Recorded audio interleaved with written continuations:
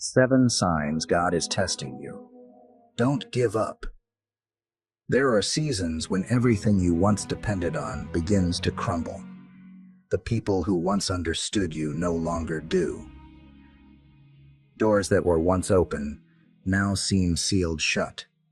Your prayers echo back in silence, and you start to wonder if you've done something wrong. But sometimes what feels like abandonment is actually the beginning of your preparation. When God calls you to something greater, He doesn't hand it to you instantly. He shapes you for it.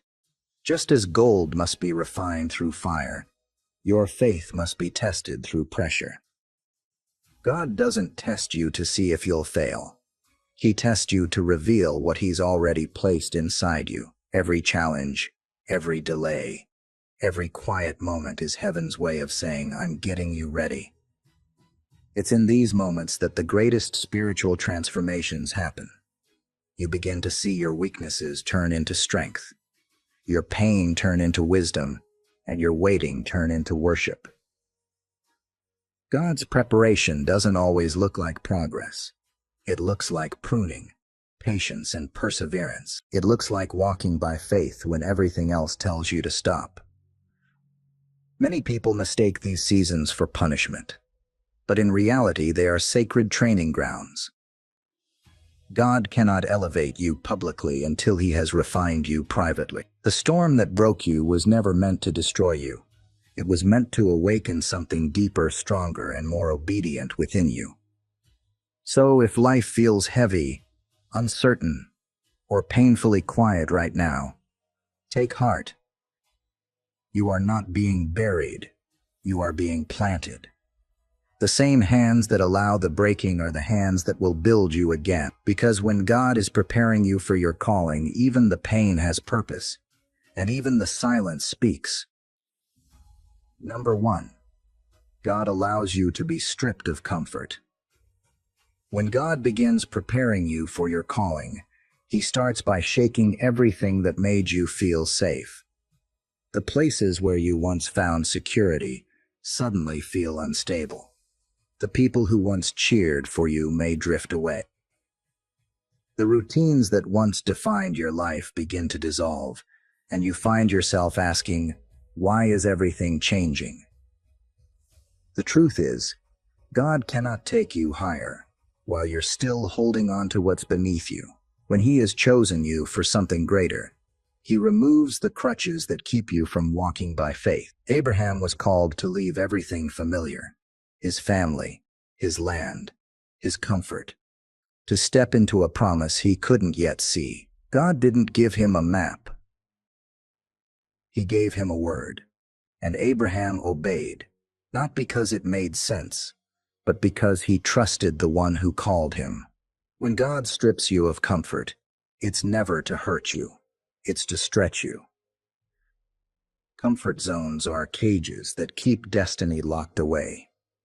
You cannot grow in the same soil that once sustained you.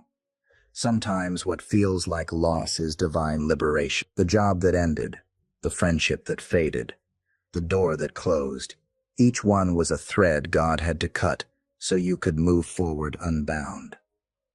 Joseph learned this lesson the hard way. From his father's loving arms, he was thrown into a pit. From the pit, into slavery. From slavery into prison. Each step looked like a step backward, but it was actually part of God's upward plan. The same man who once wore a colorful robe of favor eventually wore the robes of a ruler, but he could only receive it after being stripped of everything else. This process feels brutal because God removes what your flesh clings to most. But it's in the stripping that your soul begins to breathe. It's when you lose control that you start to truly you realize that what you once thought was the foundation of your life was only scaffolding for what God was building within you. So if everything around you is falling apart, maybe it's not falling apart at all. Maybe it's falling into place. Maybe God isn't punishing you. He's positioning you. Because before He can trust you with a new level, He has to make sure you're not still tied to the old one. The absence of comfort is not the absence of God. It's evidence that He's close. He's pulling you out of what's easy so He can lead you into what's eternal. Number 2, you face repeated delays and closed doors. There are moments in life when you've done everything right. You've prayed, you've waited, you've worked hard, and still the answer doesn't come. Every door you knock on seems locked. Every opportunity slips through your fingers, and every prayer feels like it's lost in the wind. That's when you begin to wonder, did I miss God's will? But in truth, you might be standing right in the center of it. God often delays His promises, not because you're unqualified, but because you're unfinished. David knew what it meant to wait. Anointed as a boy, he didn't sit on the throne for years. Between the anointing and the appointing came delay, rejection, and wilderness. Those years weren't wasted. They were workshops for his heart. God was teaching him to fight lions and bears before facing Goliath. He was shaping his humility before giving him authority. Divine delays are God's way of saying, I'm not done preparing you yet. He withholds the yes until your heart can handle the weight of what's next. Because if blessings arrive before you're ready, they become burdens. A delay can save you from destruction. Sometimes, closed doors are acts of mercy. You cry over what didn't happen, not realizing God saw what would have happened if it did. He closed it not to deprive you, but to protect you. Every no is God redirecting your path toward a better yes. The Bible is full of moments like this. When Paul wanted to go one way, the Spirit blocked him and led him another. God's detours are not dead ends, they're divine reroutes. Waiting seasons expose what we truly believe. Anyone can trust God when things move quickly. But faith matures in the silence. The waiting room is where faith grows roots deep enough to sustain the fruit that's coming. It's where your prayers change from God, hurry up to God, have your way. When it feels like nothing's happening, God is working behind the curtain. Just because you can't see movement doesn't mean there isn't progress. Seeds grow underground before they break through the soil. Likewise, God's plans for you are maturing in secret before they manifest in public. So if the doors are closed, don't force them open.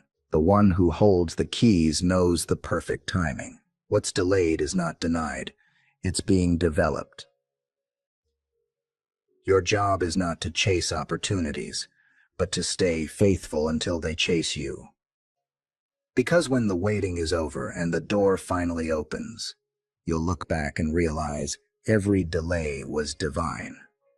Every silence was sacred. Every no was leading to something far better than you asked for. God's timing doesn't just bring the blessing, it makes sure you're ready to carry it. Number 3, you are forced into isolation. There comes a moment in your journey when God quietly pulls you away from the crowd. The people who once surrounded you may grow distant. The conversations that once filled your days begin to fade. You start to walk a path that feels lonelier, narrower, quieter than before. But isolation is not punishment, it's preparation. When God isolates you, it's because He wants your full attention. He doesn't want to compete with voices that confuse you or distractions that dilute His message. He's calling you into a place where His whisper becomes louder than the noise of the world. Elijah experienced this when God led him into the wilderness, hiding him by the brook Cherith. There, far from the crowd, God fed him, sustained him, and spoke to him. It wasn't glamorous, but it was sacred. Many people fear solitude because they equate it with abandonment. But spiritual isolation is different.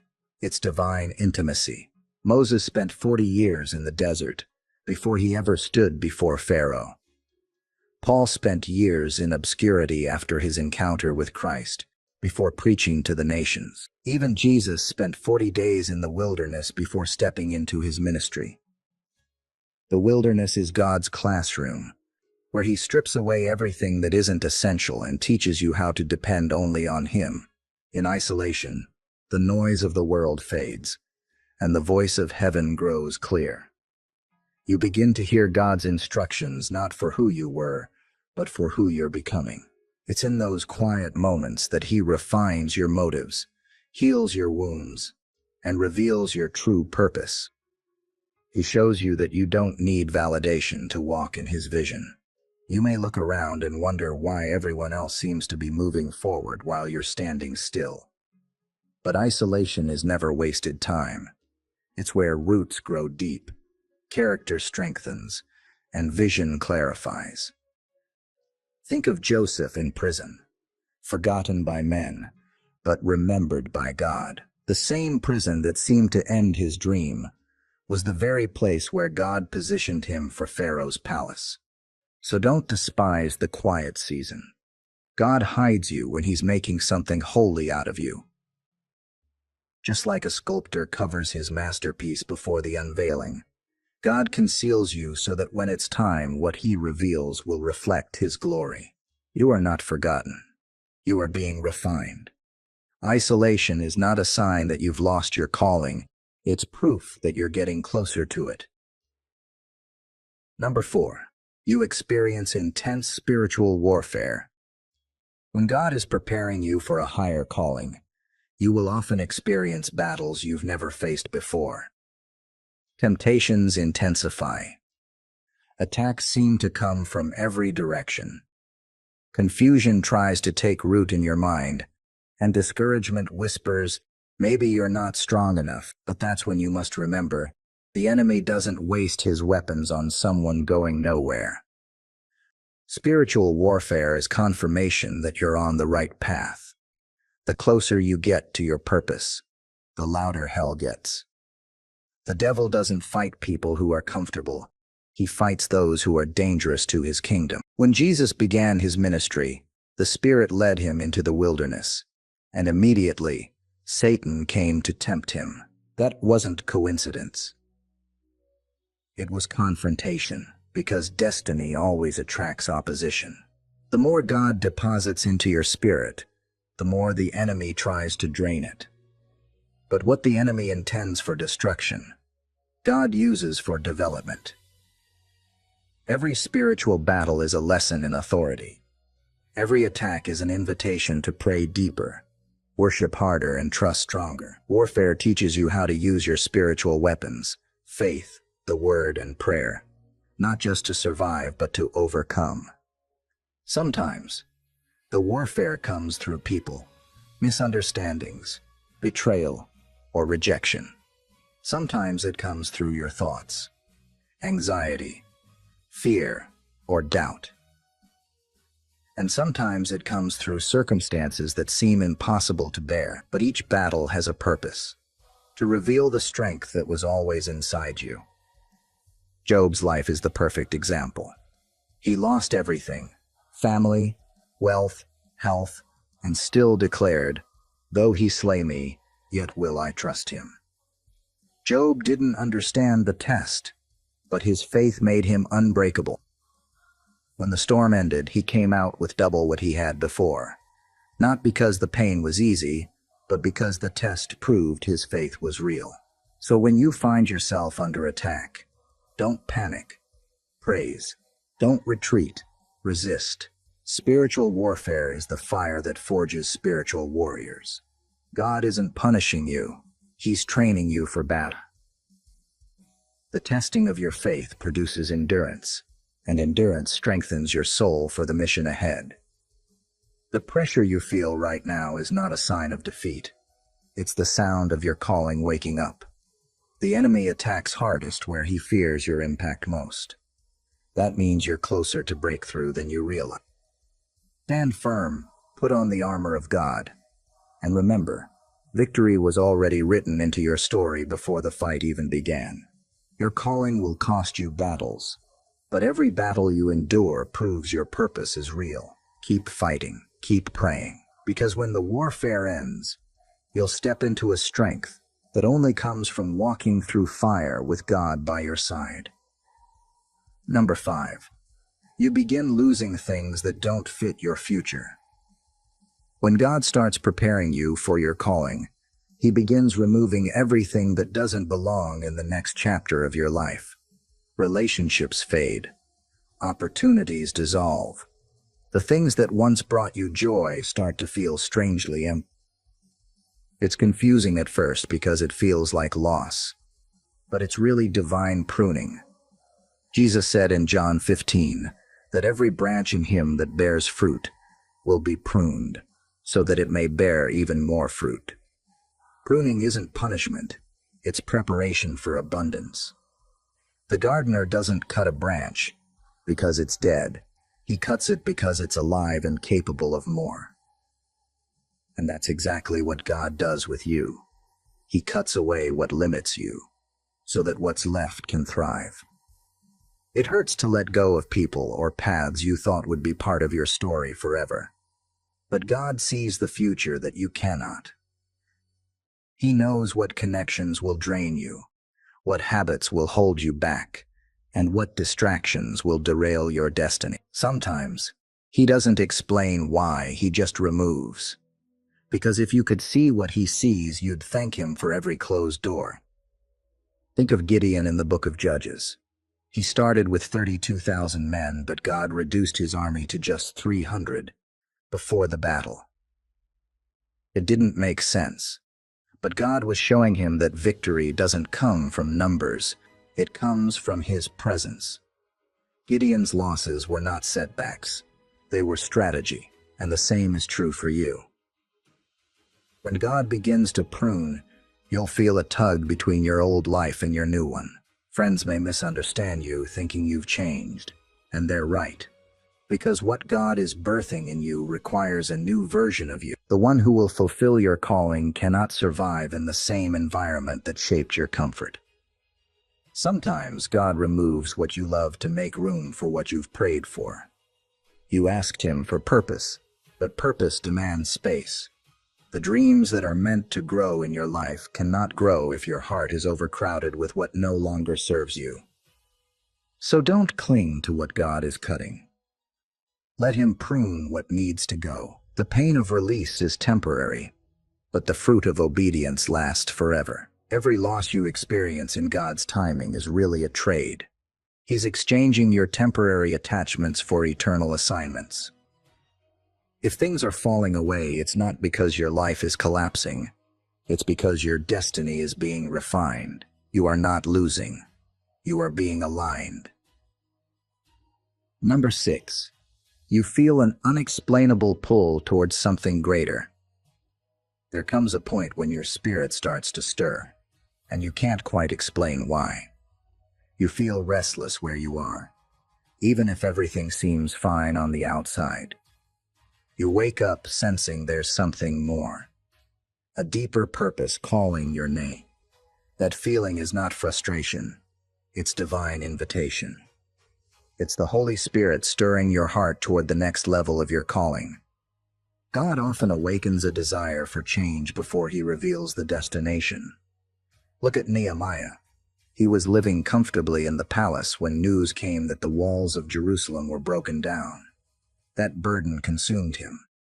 He couldn't ignore it, couldn't shake it, couldn't rest until he acted. That's how divine calling feels. It doesn't leave you alone. When God is preparing you, He places a holy restlessness inside your soul. You start feeling out of place in places you once loved. You lose interest in shallow conversations, meaningless pursuits, and temporary pleasures. You begin longing for something eternal, something that matters in heaven's eyes. That's how you know you're being pulled into purpose. This pull can be confusing. It can make you feel torn between gratitude for what you have and a hunger for what's next.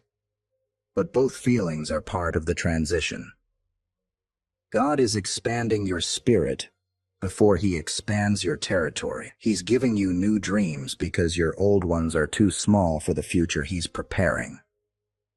When that restlessness comes, don't run from it. Lean into it. Pray through it. Ask God, what are you trying to awaken in me? Because that longing is not random. It's the seed of your destiny trying to break through the soil of your current life. Think of Peter before he became a fisher of men. He was successful in his work, yet something in him knew there was more. When Jesus called, "Follow me," Peter didn't hesitate. He left his nets.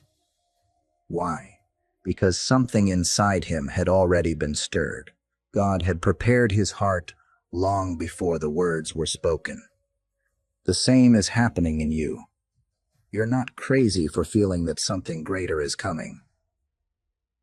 That stirring inside your soul is divine confirmation that God is transitioning you from where you've been to where you're meant to be. The pull you feel is the voice of destiny. Don't ignore it. Don't silence it. Follow it. Because that holy unrest is heaven's way of saying, you were made for more. Number 7. You're tested in obedience when it makes no sense. One of the clearest signs that God is preparing you for your calling is when He asks you to obey in moments that make absolutely no sense. It's when the instruction feels impossible, the timing feels wrong, and the outcome seems uncertain. That's where faith is truly revealed, not in understanding but in obedience. God often calls His people to do things that defy logic. Abraham was told to leave his homeland without knowing the destination. Later he was asked to sacrifice Isaac, the very promise God had given him. Nothing about it made sense.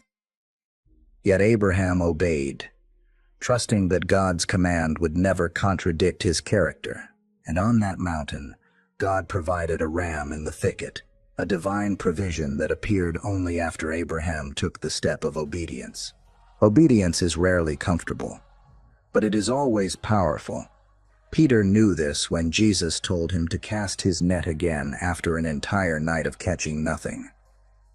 Logic said it was pointless, but obedience said, because you said so, that single act of faith brought in more fish than his nets could hold. When God tests your obedience, He's testing your trust. Can you still say yes when you don't understand the why? Can you still move when all you see is fog? Can you still worship when the promise looks broken? These moments reveal whether you love the blessing more than the blesser. Sometimes God will ask you to walk away from people, jobs, or situations that seem perfect, not because they're evil, but because they're not eternal. Obedience isn't about convenience. It's about surrender. It's about saying, Lord, even if this costs me everything, I'll still follow you. Every great calling in Scripture was born through obedience. Noah built an ark when there was no rain. Mary said yes to a miracle she couldn't comprehend. Jesus Himself obeyed unto death, even when it meant carrying the weight of the world on His shoulders. True obedience doesn't demand clarity, it simply demands trust. You might not understand what God is doing right now. The path may not make sense, and the next step may feel risky. But every act of obedience becomes a seed for destiny. The moment you obey, heaven begins to move. So when you feel tested, don't ask, why me? Ask, what are you forming in me? Because every test of obedience is a doorway to promotion. God is preparing you not just to receive your calling, but to walk in it with unshakable faith. Your yes today will echo for generations. Conclusion: trust the process. You're being prepared, not punished. If you're in a season of breaking, waiting, or loss, don't mistake it for God's absence. It's the evidence of His hand at work. The silence is not neglect. It's the space where He shapes you. The pain is not meaningless. It's the fire that purifies your faith. Every trial, every tear, every closed door is part of a divine design to make you ready. You are not being rejected. You are being refined. God is not withholding blessings. He's building the strength to sustain them. Remember, before David wore the crown, he carried the sling.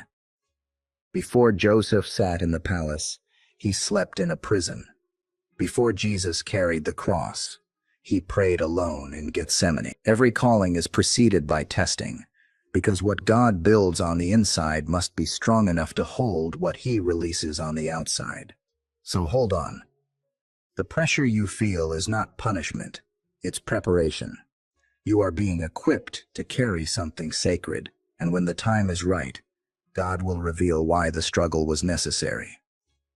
The day will come when you'll look back and realize none of it was wasted. The isolation, the warfare, the pruning, the delays, it all had purpose, because God was never trying to break you. He was trying to build you into the person your calling requires. Keep trusting, keep walking, keep saying yes. Your purpose is closer than you think. And when it arrives, you'll understand that every test was simply proof that God was preparing you for something extraordinary.